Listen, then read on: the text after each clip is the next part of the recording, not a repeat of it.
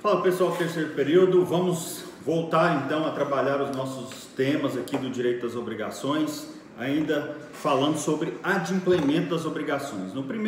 Nas primeiras videoaulas nós falamos sobre o adimplemento direto ou pagamento direto da obrigação, trabalhamos lá a questão de quem deve pagar, a quem se deve pagar, lugar, objeto, tempo do pagamento.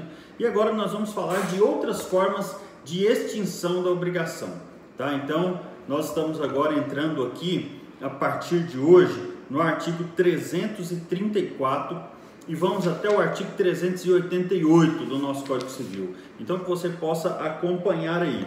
O que eu quero fazer aqui nessa primeira videoaula desse tema, né, do adimplemento indireto, é trabalhar com vocês, então, a noção do que vem a ser isso. Bom, a gente já conseguiu entender que para a obrigação ser extinta é necessário o pagamento. Essa é uma forma de extinção da obrigação. Pagamento tal qual foi previsto no título.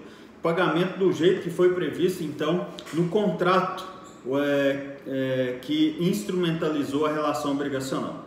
Então, se eu não consigo pagar daquela forma, eu vou estar inadimplente. Estando inadimplente, nasce para mim a responsabilidade pela inadimplência, se essa inadimplência for culposa, ou as possibilidades de extinguir a obrigação de uma outra forma que não é aquela que foi prevista originalmente no título.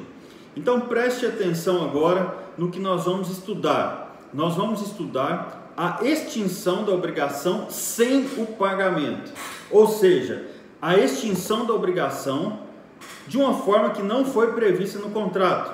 Essas formas de extinção da obrigação sem pagamento, elas estão previstas aqui nesses artigos que nós já trabalhamos, que eu já mencionei, artigo 334 ao 388. São então fórmulas ou formas previstas no Código Civil para a extinção da obrigação sem o pagamento. É o famoso adimplemento indireto.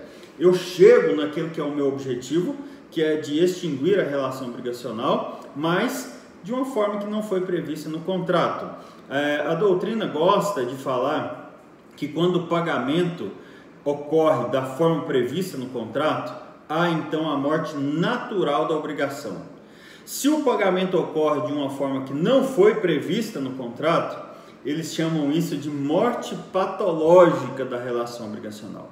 Lembrando sempre que o devedor na relação obrigacional ele tem um objetivo muito claro e muito óbvio, que é liberar-se da relação obrigacional, que é conseguir a extinção da relação obrigacional.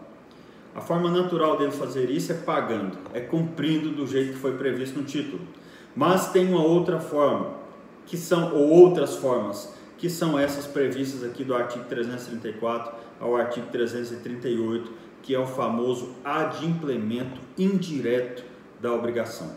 Primeira forma prevista é o pagamento em consignação. Está aí a partir do artigo 334 e vai até o artigo 345, pagamento em consignação. Imagine que você, na condição de devedor, queira cumprir a obrigação, queira pagar, queira fazer da forma como foi previsto no contrato, mas não está conseguindo, por um motivo ou outro. Você tem a possibilidade, talvez, de efetuar um pagamento em consignação, desde que você preencha os requisitos desses artigos que nós acabamos de falar aqui, do 334 ao artigo 345. Né? Então, primeira coisa, o pagamento em consignação ele pode acontecer de duas formas.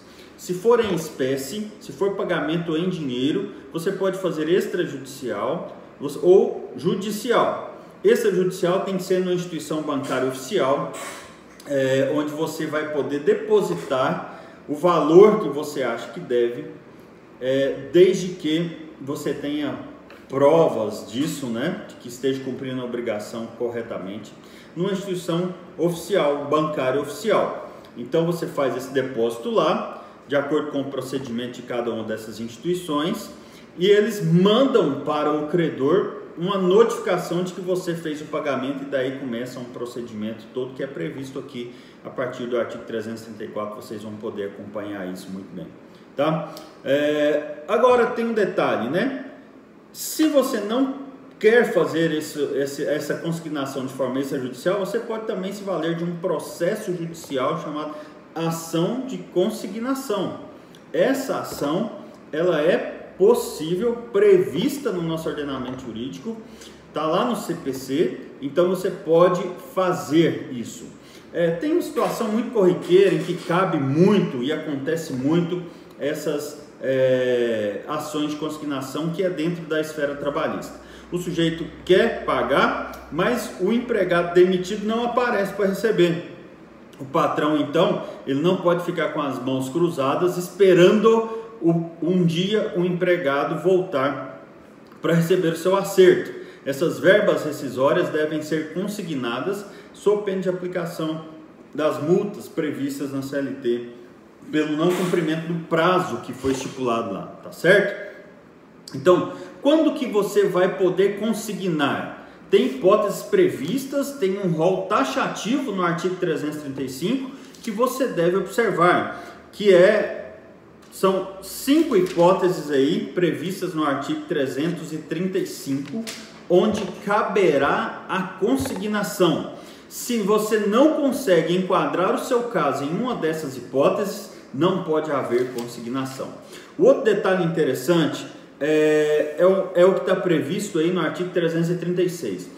Para você ter direito de consignar a coisa devida, que pode ser inclusive imóvel, pode ser móvel, pode ser dinheiro, você tem que fazer com que essa consignação atenda ao que está previsto no 336.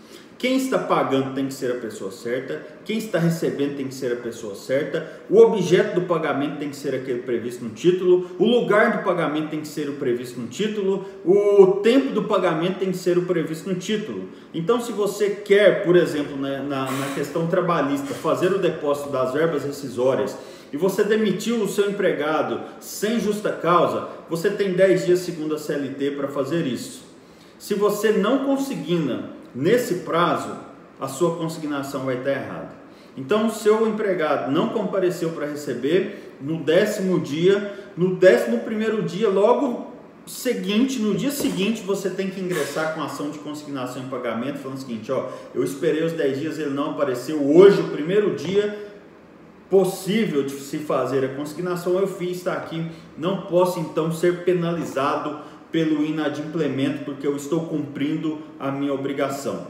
O empregado não veio receber, eu estou consignando a coisa, que no caso é dinheiro, as verbas rescisórias aqui em juízo, tá? Isso acontece demais. O cara, você está devendo para alguém, procura alguém para pagar, esse alguém já não está mais no endereço que ele mencionou. Então você não pode ficar esperando ele aparecer, você tem que consignar para que você possa se livrar dos efeitos deletérios do inadimplemento, porque a partir daí seria contado então o inadimplemento como se fosse por sua culpa, tá certo? Bom, demais detalhes então sobre a consignação em pagamento você pode acompanhar no material que vai estar à sua disposição na plataforma lá no AVA, tá certo? Em breve coloco outros vídeos aí sobre as demais formas de extinção da obrigação sem o pagamento. Um abraço.